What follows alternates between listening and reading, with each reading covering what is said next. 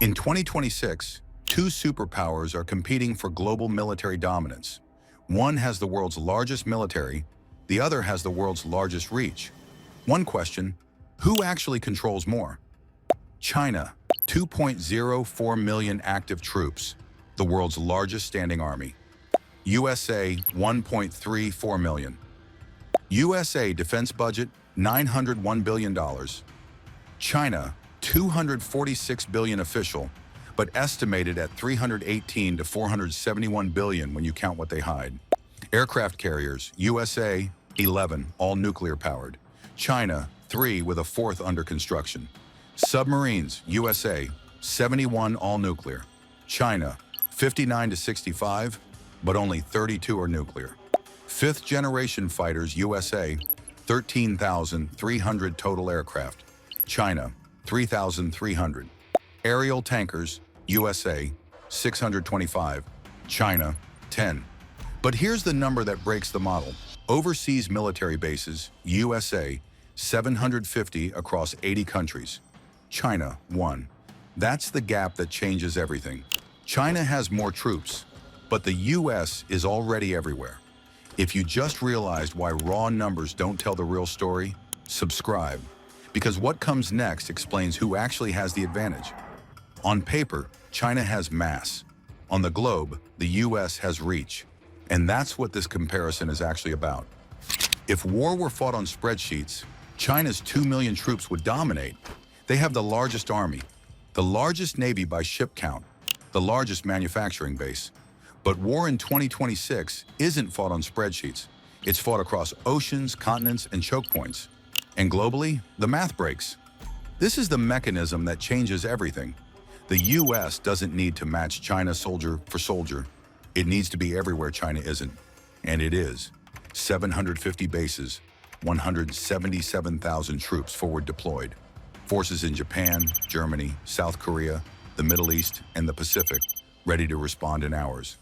China has mass and proximity. America has presence and reach. One side wants to dominate its region. The other side is already positioned globally. China controls its neighborhood. The US controls the map. That's the scorecard. Everything else is categories. So let's run them. Category 1, global basing versus regional power. Here's where the US is dominant. The United States operates approximately 750 military bases across more than 80 countries. 177,000 active duty troops are forward deployed right now. Japan hosts 52,000. Germany, 34,000. South Korea, 22,000. Guam, Qatar, Bahrain, Italy, the UK. American forces are already in position on every continent except Antarctica. China has one overseas base, Djibouti, established in 2017. They're looking at 21 additional sites, Indian Ocean, South China Sea, potentially Pakistan and Sri Lanka, but none are operational. China's edge, no overextension. Every asset stays close to home. America's edge, global response time. A crisis anywhere meets American forces already nearby. China has home court in Asia. The US has away teams stationed everywhere. So here's where the comparison stands. Global basing, US dominant. Regional concentration, China ahead. But bases don't matter if they can be held at risk from 4,000 kilometers away. Category 2, missiles versus carriers. This is where China's strategy gets dangerous. China's DF-21D anti-ship ballistic missile can hit moving targets at 1,500 kilometers. The DF-26, they call it the Guam killer, reaches 4,000 kilometers. These are designed to do one thing: keep American carriers out of the fight without ever engaging them directly.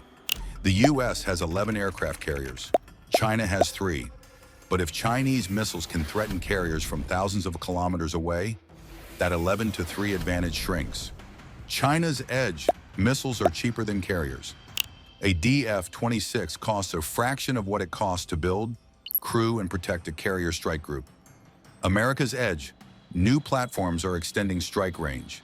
The F/A-XX fighter will push carrier air wings out to 1,600 kilometers. The B-21 Raider can strike from 2,400 kilometers or more without needing a carrier at all. China doesn't need to sink a carrier. It just needs to keep carriers at distance. Right now, missiles are doing that, but American range is growing. At this point in the comparison, global basing, U.S. dominant. Missiles versus carriers, contested. China ahead in denial, U.S. adapting. But the U.S. has an asymmetric answer that China can't match. Category 3, air power and reach. Here's where the U.S. has an insurmountable edge for now. The U.S. operates 625 aerial tankers. China operates about 10. That's not a gap. That's a generation. American fighters, bombers, and ISR aircraft can operate anywhere on Earth because tankers extend their range indefinitely. A B-52 from Louisiana can strike targets in the South China Sea and return home. A F-35 from Alaska can refuel over the Pacific and engage over Taiwan. China's fighters are tied to their bases. J-20s have range, but without tankers, they're limited to the first and second island chains. Their 10 H-6N tankers can't support sustained global operations. China's edge, mass near home, 3,300 aircraft concentrated where they fight. America's edge, 13,300 aircraft that can reach anywhere. This is the vulnerability nobody talks about. Those 625 tankers operate from bases: Guam, Okinawa, Diego Garcia. If China can strike those bases with ballistic missiles, American reach shrinks overnight. 625 tankers mean nothing if there's nowhere to launch from. Think about that. America's global reach depends on a handful of airfields. If those go dark, the world's most powerful air force becomes regional. If that just made you realize how fragile this advantage is, comment tankers below. Because this is the vulnerability that doesn't make headlines. Lose the tankers, lose the reach. The U.S. has global dominance, but it runs through vulnerable nodes. So here's where the comparison stands. Global basing, U.S. dominant. Missiles versus carriers, contested. Air power versus reach, U.S. dominant, if bases survive. But there's a domain where the U.S. has uncontested superiority. Category 4, undersea warfare. This is where the U.S. is ahead, and China knows it. The U.S. operates 71 submarines, all nuclear. 14 ballistic missile boats carrying strategic deterrence. 53 attack submarines hunting enemy fleets. 4 guided missile submarines for land attack. American subs can operate for months without surfacing, cross any ocean undetected, and strike from anywhere. China operates 59 to 65 submarines. Only 32 are nuclear. The rest, 48 diesel and air-independent propulsion boats, are quieter in shallow water, but can't cross oceans. They're defensive tools, not power projection platforms. China's edge, numbers in home waters. Those diesel subs are lethal in the South China Sea. America's edge, global reach and acoustic superiority. U.S. submarines can operate anywhere, for as long as needed. Here's the constraint. China's ASW, anti-submarine warfare, is improving. They've tripled ISR satellites since 2018. The KJ-500 and KJ-600 airborne early warning systems are filling gaps. The detection window American subs operate in is shrinking.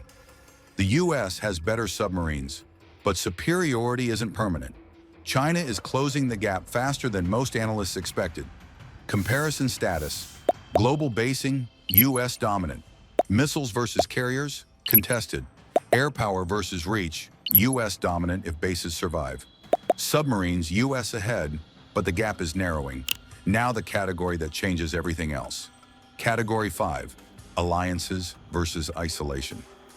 This is where the U.S. has a structural advantage China cannot replicate. The United States has formal treaty alliances with over 50 countries. NATO alone is 32 nations. AUKUS brings Australia and the UK into nuclear submarine cooperation. The Quad aligns the US, Japan, India, and Australia. Bilateral defense treaties cover Japan, South Korea, the Philippines, Thailand, and more. These aren't clients. They're industrial powers with their own militaries. Japan's self-defense forces are larger than the British Army. South Korea has mandatory conscription and advanced shipbuilding. Australia is building nuclear submarines. Germany is rearming after decades of decline. China has no formal treaty allies. Russia is a strategic partner, but Russia is bleeding in Ukraine and isn't a Pacific power. Pakistan is a recipient of Chinese weapons, not a co-defender. Iran is useful for pressure, not projection. This is the advantage China can never buy, never build, never steal. Alliances take decades. Trust takes generations. If you just realize why the US still has a structural edge, subscribe, because this is the mechanism that actually matters. China's edge, none in this category. America's edge, the fight is never one-on-one. China stands alone. The US fights with 50 allies. That's not a gap, because that's a chasm. Here's where the comparison stands. Global basing, US dominant. Missiles versus carriers, contested. Air power versus reach, US dominant if bases survive. Submarines, US ahead. Alliances, US dominant. One category left, and it decides who wins if competition becomes conflict. Category 6, industrial base and sustainment. This is where the long game gets determined. China has the world's largest shipbuilding capacity. They can build more hulls faster than any nation on Earth. The Pentagon assesses China will have 6 aircraft carriers by 2035. They're producing J-20S and J-35s at rates the US can't match. Munitions, missiles, drones. Chinese factories are running at wartime pace during peacetime. America has the world's most advanced defense technology. The B-21 Raider is operational. Collaborative combat aircraft, autonomous drones that fly with manned fighters, are entering production. The F/A-XX will extend carrier strike range by 50%. Hypersonic weapons are in testing. But the US has supply chain problems. Rare earths come from China.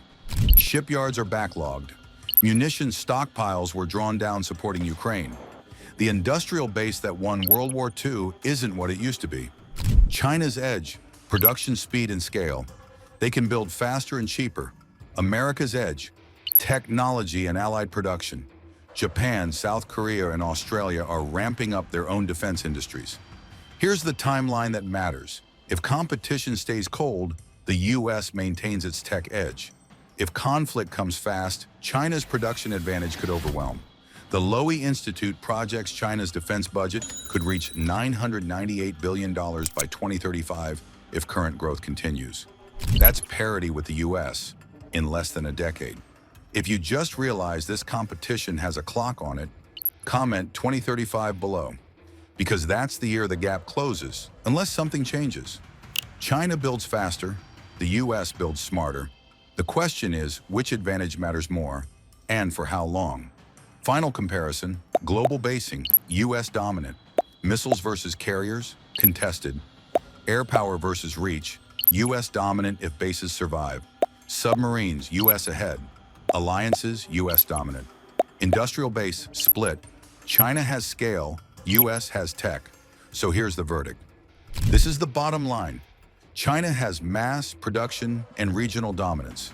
2 million troops, the world's largest navy by hull count. The ability to concentrate overwhelming force in the Western Pacific. The United States has reach, alliances, and technological superiority. 750 bases worldwide, 50+ treaty allies, nuclear submarines that can operate anywhere, an air force that can strike any point on Earth. So here's the question. Who do you think has the real advantage? Comment USA if you think global reach wins. Comment China if you think regional mass wins. I want to see where you stand. The answer depends on where the competition plays out. In China's neighborhood, mass matters. Globally, reach matters. The US can't match China in the Taiwan Strait. China can't match the US anywhere else. China dominates its region. The US dominates the globe. Neither can defeat the other on their home turf. Right now, that's a stalemate. And a stalemate favors the power that's already positioned everywhere. Neither side has escalation dominance. Both sides know it. China can't project power beyond its region without the bases, tankers, and alliances it lacks. The US can't force its way into China's backyard without accepting costs that might exceed the gain. That's not a winner. That's a balance. And in a global competition, balance means the US keeps its position. For now. But 2035 is coming. China's building carriers, closing the submarine gap, and expanding its industrial base? The U.S. is counting on allies, technology, and a network that took 80 years to build. If you want to know what changes when China finishes its sixth carrier, when the U.S. deploys autonomous combat drones at scale, when the industrial balance shifts, subscribe. Because this competition won't stay balanced forever. And when it tips, you'll want to know which way before the headlines tell you.